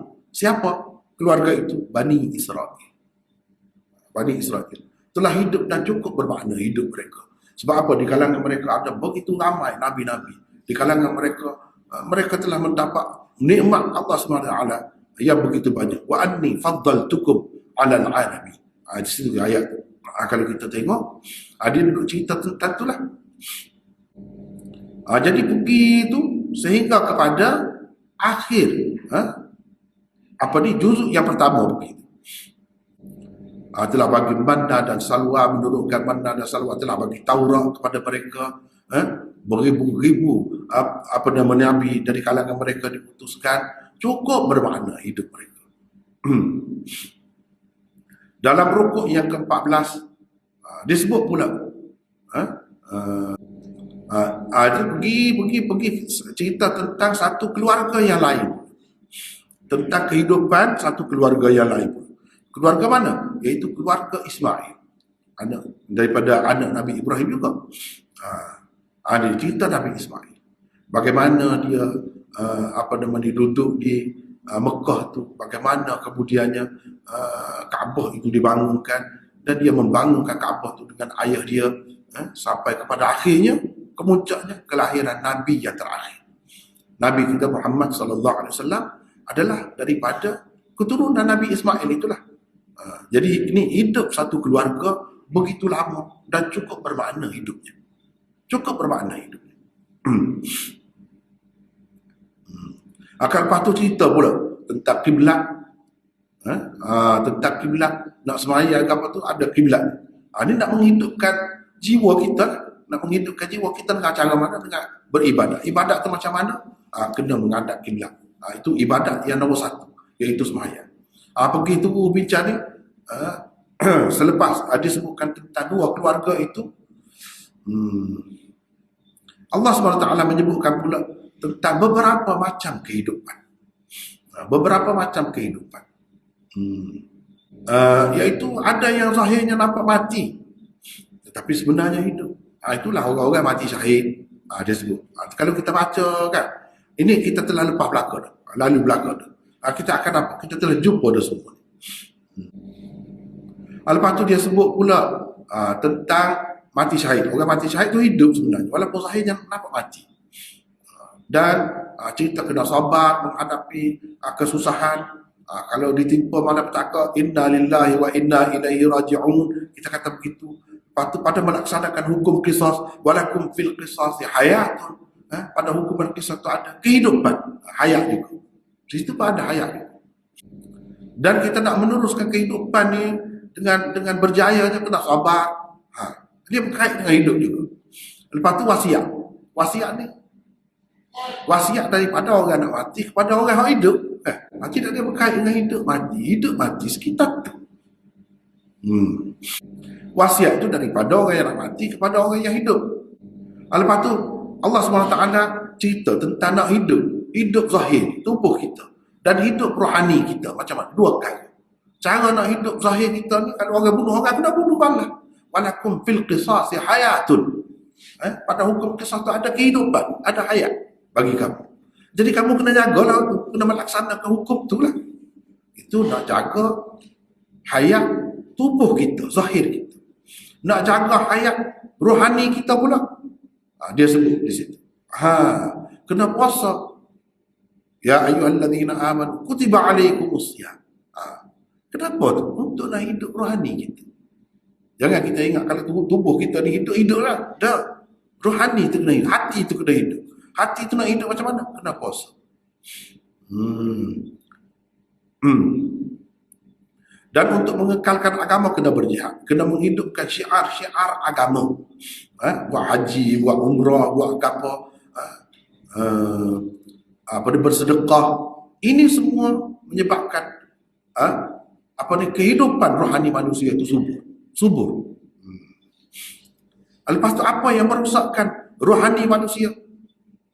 Minum arak, main judi, main judi. Kena mengelakkan diri daripada. Kalau tidak, kita akan binasa. Rohani kita, roh kita akan mati, akan sakit. Lepas tu cerita kehidupan keluarga. Nak bahagia keluarga kena lakukan. Dia cerita pula di situ. Hubungan keluarga. Hubungan keluarga. Disebutkan. Kita dah baca dah sebelum pada ni. Tentang hubungan kekeluargaan pula. Macam mana nak mengekalkan hubungan keluarga. Lepas tu, kalau ada masalah dalam keluarga, macam mana hukum cerai, hukum apa ada juga. Hukum cerai mana dia ada putus, ada sambung. Ada putus, ada sambung. Ada mati, ada hidup. Lepas tu cerita pula tentang iddah, tentang keadaan haid, melakukan persetubuhan pada masa haid dan sebagainya. Itu disebutkan tentang penyusuan terhadap anak. Semua dijaga di situ. Supaya apa? Supaya keluarga itu hidup dengan baik, dengan aman seterusnya. Kalau tak boleh juga, tak boleh nak jaga juga kehidupan keluarga tu. Kadang-kadang orang sampai bunuh diri. Sedih nikah. Kecewa, gagal perkahwinan ni. Bunuh diri mana? Mati pula situ. Tak ada dalam kehidupan. Tapi supaya tidak berlaku begitu, bahawa hidup ni bukan itu saja. Kalau tak boleh pergi, cerai, ada cerai. Mungkin kita boleh mulakan satu kehidupan yang lain pula dengan orang lain. Dan boleh hidup berapa ramai orang setelah bercerai dia kahwin dengan orang lain, bahagia pun, tak ada apa pun. Jangan kita putus asa, jangan berasa perkahwinan kau, orang kau, tu saja segala-galanya. Tak ada waktu matilah kita. Jangan begitu. Kita boleh hidup lagi. Tapi dengan cara mana? Ikut ajaran Quran. Sampai masa menikah, nikah. Sampai masa cerai, kalau memang sesuatu, cerai. Jangan ada merasa masalah sangat. Begitu. Itu ajaran Quran. Untuk apa? Untuk jaga kehidupan kita lah. Kalau tidak, kehidupan dia tidak terurus dengan baik. Tak kena gaya. Tak kena gaya, walaupun berkeluarga ni jaminan kebahagiaan kau. Tak juga. Tapi kalau menjamin kehidupan kita kebahagiaan, ya boleh teruskan. Kalau tidak, jangan. Ni ajaran. Lepas pada tu Allah SWT sebut pula cerita orang-orang yang takut mati. Nak hidup lagi kira ada. Sebab tu yang lari tu. Alam tara ilal ladzina kharaju min diyarihim wa hum ulufun hadar al-maut. Beribu-ribu orang mati kan, keluar daripada negeri dia. Tuhan pun suruh mati, mati. Lepas tu Tuhan hidup semula. Tu cerita. Apa dia lari? Sebab nak hidup lah. Hidup mati ni di tangan Tuhan. Berapa ramai orang yang pegang tak betul, tak mati-mati. Berapa ramai orang yang tidak pakai pegang, sampai masa mati. Kena COVID ke, kena gap ke, tak kira lah. Jadi mati, hidup ni kat Tuhan. Jangan duduk takut tak terpasang gitu. Jadi semua tu tidak akan berkisar di sekitar nak hidup. Itulah sebab tu dia kata semua ni berkisar di sekitar Al-Hayyul Qayyum. Itu mengikut Syekh Abdul Aziz. Ini satu bentuk tafsir, bukan tafsir Quran dengan Quran ni. Tak ni.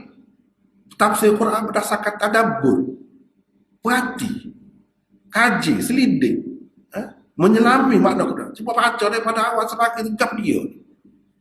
Apa yang Nabi SAW kata ayat kursi ni penting. Ayat kursi ni paling istimewa, paling agung. Agung ke mana? Nak nampak agung lagu mana? Kalau tak kaji lagu ni, tak akan nampak. Sebab tu kata kita tafsir ni kena halus, luas, banyak peringkat. Lepas tu Allah SWT sebutkan banyaklah kisah-kisah yang pelik-pelik yang menunjukkan Tuhan itu isyarat kepada Tuhan tu Al-Hayyul Qayyum. Kadang-kadang Al-Hayyul Qayyum Tuhan tu tanpa sebab yang zahir, sebab yang tak ada sebab lah, kita kata mati tu dia boleh hidupkan. Itulah Tuhan yang hidup sebenarnya. Tuhan yang bersifat dengan Qayyum tu, dia boleh buat apa saja. Sampai setara tu lah. Kalau kita tak boleh dah tu mati tu, macam mana dia boleh hidup? Dia nak mati sebab perlu orang ni dia ajar sebagai pengajaran kepada orang lain juga. Mati dan dia nak lari sangat, nak hidup sangat, biar mati. Allah SWT kata mutu, mati. Lepas tu dia hidupkan. Pelik-pelik lah. Ini semua ni menggambarkan sifat Tuhan yang Al-Hayyu Al-Qayyum sahaja yang boleh buat lagu tu.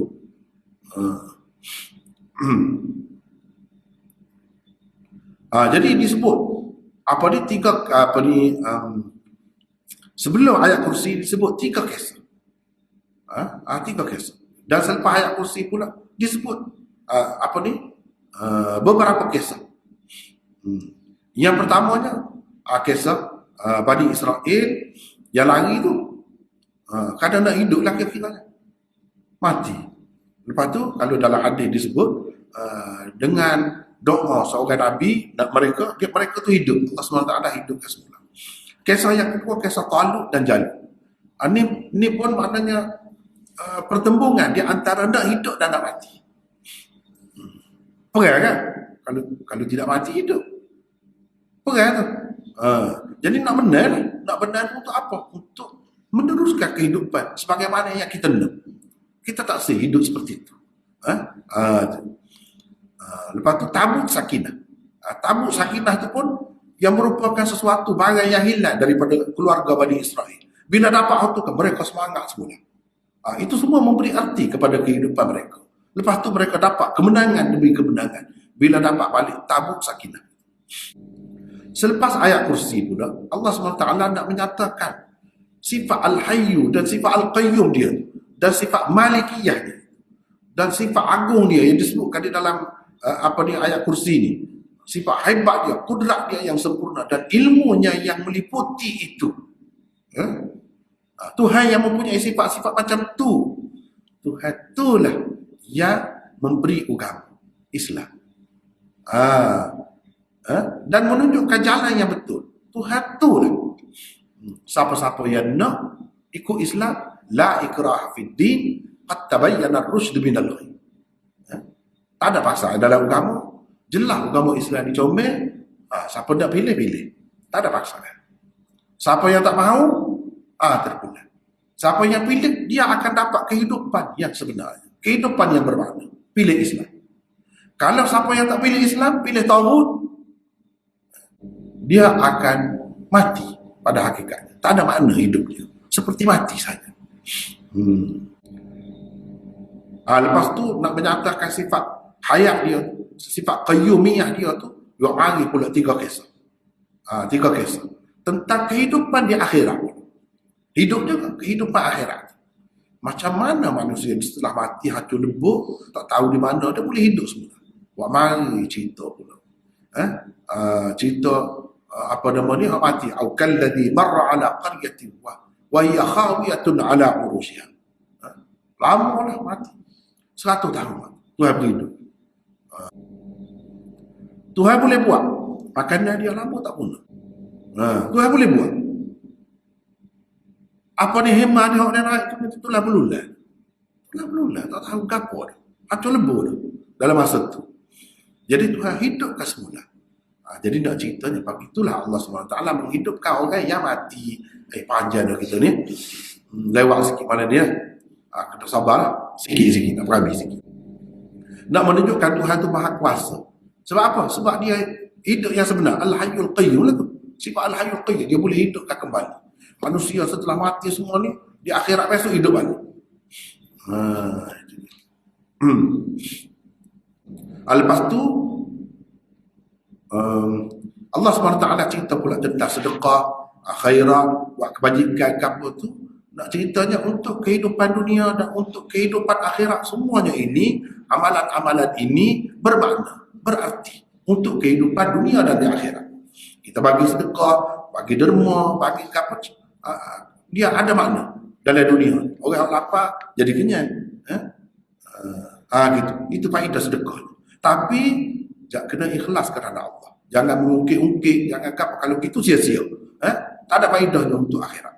Ada faedah untuk akhirat, benda-benda ni untuk kehidupan akhirat ada faedah. Kalau kita ikhlas. Kalau kita tidak ikhlas, tak ada faedah. Sia-sia sahaja. Lepas pada tu, surah ni diakhiri dengan firman Allah, lillahi ma fis samawati wa ma fil ardh. Dalam ayat ni Allah SWT ceritakan segala perkara yang berkaitan dengan keimanan dan dengan akidah. Dan disudahi surah ini dengan doa dan istighfar. Sebab apa? Sebab iman, taubah, istighfar, itu semua sebenarnya menghidupkan jiwa manusia. Itulah yang menyebabkan manusia ni jadi hidup. Dan manusia dapat hidup yang abadi besok, bila di akhirat besok. Hidup yang bermakna, hidup yang berarti apabila dia ada iman. Kalau dia ada salah silap, dia taubat, dia istighfar, dosa, sebab dia manusia, tidak maksum. Allah SWT dapat cerita dah, ini cara kamu nak hidup abadi. Di akhirat besok, kamu tidak akan ada mati dah. Jadi disudahi dengan itu. Jadi sebab itulah dia kata ayat kursi ini apa ni? Seperti hati. Seperti hati. Jantung, seperti jantung. Dan Al-Hayyul Qayyum itu seperti nyawa yang ada pada tubuh manusia. Dan ayat-ayat yang lain itu seperti anggota-anggota tubuh manusia. Jadi kita boleh tengok dah tadi, dia sebut daripada awal 40 rukuk tu dalam itu terkandung. Hakikat sebenarnya mentafsirkan, menjelaskan makna Al-Hayyul Qayyum Allah. Dan kita kalau nak hidup yang sebenar, nak hidup kekal, nak abadi di dunia, bahagia, dan di akhirat kita akan abadi kekal buat selama-lama dalam keadaan bahagia dan dalam keadaan bermakna. Arti nak hidup lagu tu, ikutlah. Kena beriman. Kena percaya kepada Quran. Kena mengamalkan ajaran-ajaran Quran. Situ semua. Ahli situ.